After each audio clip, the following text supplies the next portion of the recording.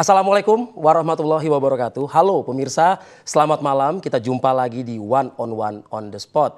Pemirsa, awalnya pasangan calon gubernur dan calon wakil gubernur Pilkada Jakarta ini memang tak pernah diunggulkan. Bahkan di awal juga sejumlah lembaga survei menunjukkan suara pasangan Pram Rano ini jauh di bawah mayoritas. Lalu mengapa bisa menyalip pasangan Ridwan Kamil Suswono yang diunggulkan?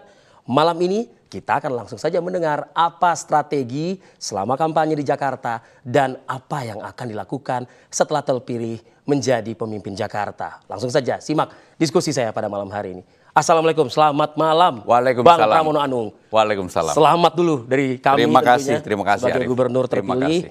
Masih kita tunggu bulan Februari tentunya. Tapi sepertinya jalan ini sudah semakin lancar nih buat Bang Pram dan juga Bang Rano.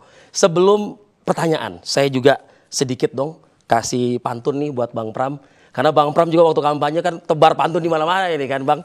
Mohon dibantu dengan cakep ya Bang ya. Iya. Nah, pergi ke pasar beli semangka Bang. Cakep. Jangan lupa juga beli pepaya. Ganteng. Pramono Rano menang, siapa mengira. Cakep. Ditunggu Bang, janjinya buat rakyat, buat Jakarta menyala. Amin. Satu Terima lagi, kasih. boleh? Boleh dong, boleh. Beli bakso di pinggir jalan. Cakep. Baksonya enak, kuahnya sedap. Cakep. Janji di kampanye banyak bertebaran. Cakep. Awas aja ya kalau ada yang terlewat Bang. Cakep banget. Nah Bang, boleh dong Bang, kira-kira mengira nggak sih Bang, dari awal yang bisa dikatakan paling buncit ya Bang ya, tiba-tiba des 50,07, suara 2.180 sekian juta. Jadi yang pertama Arif, saya sendiri ketika dicalonkan, yang pertama saya tidak pernah mau sebenarnya. Awalnya tidak? Hampir 4-5 kali secara langsung. Sampai 4-5 kali Bang? Menolak kepada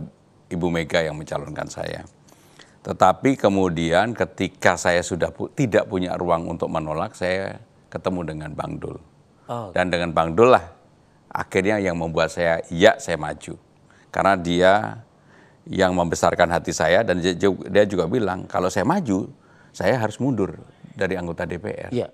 Artinya kan ada pengorbanan. Betul. Itulah yang membuat tekad saya dan saya biasa begitu salaman, kerja keras. Ya tentunya di awal pasti kerjanya luar biasa karena survei saya pada waktu itu 0,1%. Buncit gitu loh ya Bang. 0,1% dari 10 orang, 1 orang kurang yang kenal saya pribadi. Itu terbukti ketika saya mendaftar di KPUD pada waktu itu. Ya. Yang kenal pasti pakai baju merah, itu mantan sekjennya gitu kan. Dulu kan saya sekjen PDIP. Jadi betul-betul sesuatu yang semua orang bilang nggak mungkin, tetapi saya membangun optimisme dalam diri saya sendiri dan saya bekerja keras dan saya selalu mengatakan pada diri saya sendiri bahwa lawanmu itu bukan paslon nomor 1 maupun nomor 2, lawanmu adalah dirimu sendiri. Karena selama ini saya selalu mengambil posisi dimanapun untuk bekerja keras. Sehingga dengan demikian ketika 2 minggu dari pendaftaran saya udah di 28,4. Ya. Itu survei LSI pertama. Lumayan langsung meningkat. Ya karena itu tadi mungkin rakyat Jakarta atau masyarakat kasihan sama saya. Orang yang sehari-hari keliling 10, 11, 12 titik yang betul-betul dalam keliling itu saya menikmati. Enjoy banget ya? Enjoy banget. Kenapa saya menikmati? Apa istilahnya Bang? Belanja. Masalah.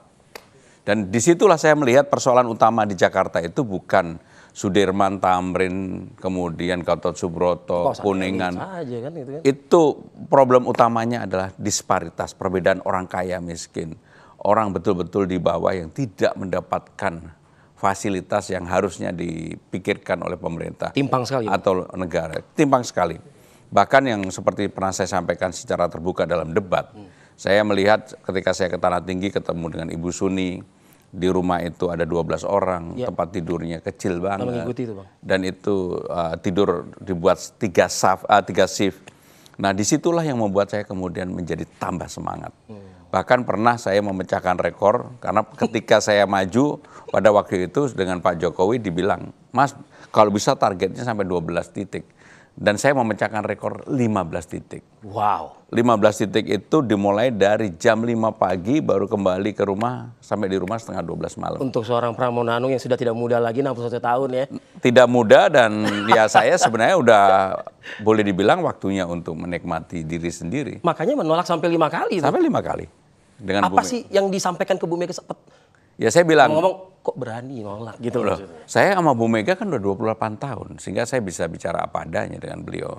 Saya bisa sampaikan ke beliau, Mbak, saya ini kan pertama saya tidak pernah berkeinginan, kedua tidak mempersiapkan diri, ketiga saya udah hampir 7 tahun, 8 tahun tidak pernah mau muncul di ruang publik.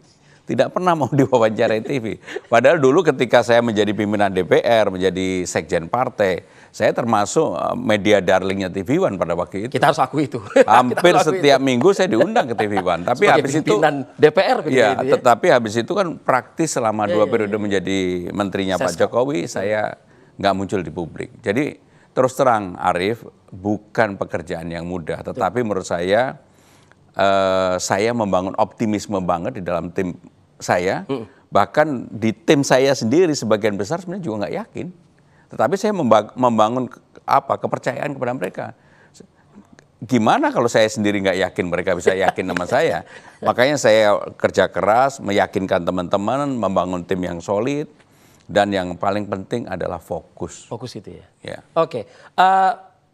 Sudahkah ada pihak-pihak, ya sebutlah misalnya kalau Bu Mega ya tentu sudah bertemu, mengucapkan selamat begitu. Pak Prabowo? Jadi Arief, saya yang begini-begini nggak mau bicara ke publik karena bagi saya ini adalah hal yang terjadi di belakang publik. Kenapa saya harus bertanyakan ke Bang Pram, Bang? Karena pada saat Pak Prabowo menjaring menteri, ada tuh, ya kan? Lewat itu Bang Pram juga di situ, Bang, di Kertanegara, Bang. Ya, saya secara pribadi mempunyai hubungan yang sangat baik. Pasti. Dengan Pak Prabowo, dengan Pak SBY, dengan Pak Jokowi, dengan ya partai, termasuk partai-partai yang tidak mendukung saya. Ya. Walaupun tidak kawan-kawan lama itu ya. Walaupun tidak mendukung, saya tetap berkomunikasi sangat baik. Bahkan saya mendapatkan informasi secara langsung dari salah satu ketua umum dan istrinya yang tidak mendukung saya. Suaminya tetap milih yang didukung oleh partainya karena dia ketua umum, istrinya memilih saya. Karena dia udah janji sama istri saya. Kan tapi ngomong-ngomong, rumah tangga baik-baik tapi kan. Ini baru pertama kali loh saya sampaikan. Nggak, artinya apa? Saya bisa diterima oleh semua orang dan praktis. Arief, selama saya kampanye hampir 3 bulan, saya nggak pernah lihat apa yang dikampanyekan oleh pasangan nomor 1 maupun nomor 2. Nggak pernah loh sama sekali. Jadi fokus banget. Jadi kenapa itu saya lakukan? Karena saya tahu saya nggak mau terpengaruh pikiran saya dengan apa yang mereka lakukan. Terdistrak jadinya ya gitu ya. Bahkan ketika debat pun, kalau kamu perhatikan, saya fokus aja. Saya nggak kemana-mana. Hanya memang karena saya selama 2 periode menjadi penjaga dapur pemerintah pusat. Betul. Sehingga persoalan Jakarta kan saya tahu. Pasti ya. Bahkan di dalam debat akhirnya saya nggak diserang, saya nggak ditanya karena karena saya tahu yang diserang. Jadi sebetulnya Bang Pram itu sudah belanja masalahnya udah dari 2 periode pemerintah pusat dong. Ya, kalau bisanya lah kamu tanya saya tentang Jakarta, relatif saya hampir tahu. Makanya saya awal nggak mau saya tanya dulu, Bang. Misalnya bahkan yang kecil-kecil aja jumlah halte, panjang jalan dan sebagainya saya tahu. Betul. Ya karena ke fungsi pusat dan daerah pun juga kan harus dilakukan ya, di-maintain juga oleh Bang Pram. Oke, Pak Prabowo tadi sudah dijawab sama Bang Pram, saya tidak mau bicara. Pak Jokowi. Ya pokoknya saya walaupun partai saya berbeda dan beliau tidak mengendorse saya, secara terbuka kan beliau mengendorse pasangan yang didukung. Saya tetap baik-baik aja. Oke. Ada ucapan selamat? Ya pokoknya saya nggak mau ngomong lah. Oke deh kalau gitu, Bang.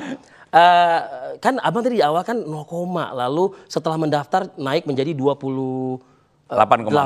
Itu 2 minggu setelah mendaftar. 2 minggu setelah mendaftar. Oke.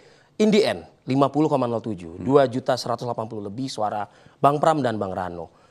Kira-kira dari usaha yang sudah tadi dilakukan oleh Bang Pram, gerilya di lapangan, belanja masalah, bahkan titiknya terus bertambah begitu.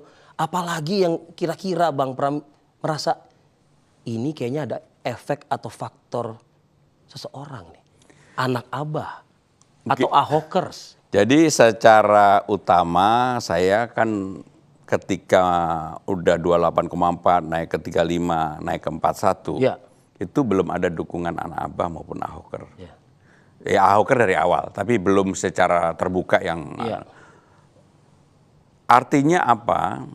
Ketika itu saya sudah punya modal yang cukup lumayan besar. Lumayan. Sehingga dengan demikian ketika kemudian saya berkomunikasi dengan Pak Ahok dan akhirnya mendapatkan dukungan Mas Anies, anak Abah, ya saya harus akui secara signifikan itu juga mempengaruhi pasti. Pasti ya. Pasti mempengaruhi. Dan yang paling saya senang kemunculan saya di ruang publik dan kemudian bisa menyatukan Ahoker dan anak Abah, Forkabi dan FBR.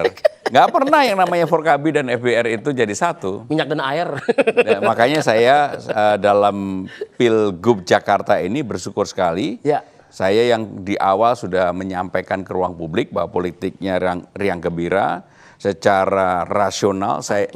Saya dan Bang Dul benar-benar milih Cak Lontong sebagai ketua tim pun karena ingin Ya seru juga gitu ya. ingin riang gembira. Riang gembira. Dan Arief kalau kamu perhatiin, siapa saja yang menjadi jubir saya, Ya. tampilnya juga riang gembira, Ya. bukan jubir yang kemudian mengattack, menegasi Ya. pasangan lain dengan cara yang keras. Betul-betul saya ingin riang gembira dan alhamdulillah menurut saya apa yang saya inginkan itu tercapai. Bahkan ketika salah satu jubir saya diundang untuk membicarakan